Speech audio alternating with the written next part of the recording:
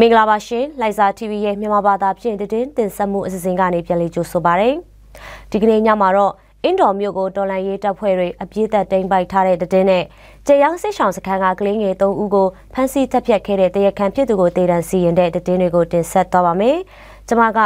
တင်ဆက်သူရှဲမုံပါ။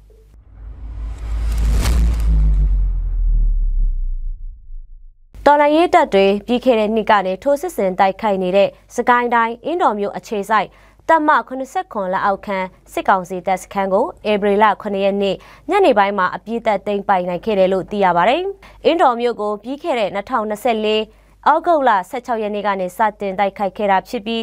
10လနီးပါးအကြာထိုးစစ်ဆင်တိုက်ခိုက်ခဲ့ပြီးနောက်ဧပြီလ9ရက်နေ့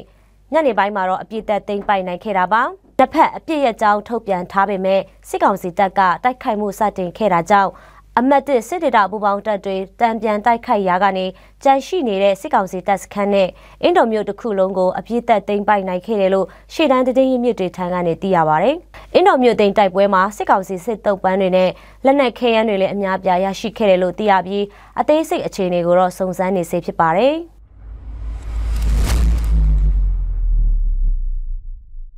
ပြီးခဲ့တဲ့ဖေဖော်ဝါရီလ22ရက်နေ့ကျေယောင်းစစ်ဆောင်စခန်းကကလေးငယ်3ဦးကိုဖမ်းဆီးတပ်ဖြတ်ခဲ့တဲ့တရားခံအုံးဆောင်တဲအောင်ကိုတေတံချမှတ်ကစီရင်ပြီးဖြစ်ပါတယ်။မတ်လ29ရက်နေ့မှာ၎င်းအမှုအတွက်တီးတန့်ဖွဲ့စည်းထားတဲ့တရားရုံးကနေအမြင့်ဆုံးပြစ်ဒဏ်အဖြစ်တေတံအမိန့်ချမှတ်ခဲ့တာဖြစ်ပြီးဧပြီလ9ရက်နေ့မှာတေတံစီရင်ခဲ့တာဖြစ်ပါတယ်။ဖမ်းဆီးတပ်ဖြတ်ခံခဲ့ရတဲ့ကလေးငယ်တွေကဖော်ယောင်ဆွဆင်းအိမ်အသက်10နှစ်၊နောင်စိန်ကြီးဆန်မိုင်းအသက်10နှစ်နဲ့လက်ထော်ရိုက်ကြီးအသက်17နှစ်တို့ဖြစ်ပါတယ်။ကလေးငယ်တဦးကိုလေပင်ကျိုးဆွေးချတတ်ထားတဲ့အနေအထားနဲ့ကြံတဦးကိုရေကန်ထဲနှစ်သက်ထားတဲ့အသက်မဲ့ခန္ဓာတွေကိုရှောက်ဖွေတွေ့ရှိခဲ့ပြီးတော့ကလေးငယ်တွေရဲ့ရုပ်အလောင်းတွေကိုတပ်ဆိုင်ရာမှုခင်းဆရာဝန်တွေစစ်ဆေးချက်အရ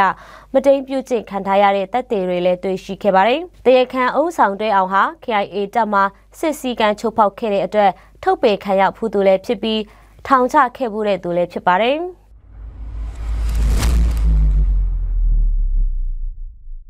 တင်ဆက်ချင်းပြီးဆုံးသွားပါပြီ။လိုင်ဇာ TV ကိုကြည့်ရှုနားဆင်ခဲ့ကြတဲ့မိဘပြည်သူအားလုံးကိုစိတ်နှဖျားရှင်လန်းချမ်းမြေ့ကြပါစေရှင်။ကျေးဇူးတင်ပါတယ်။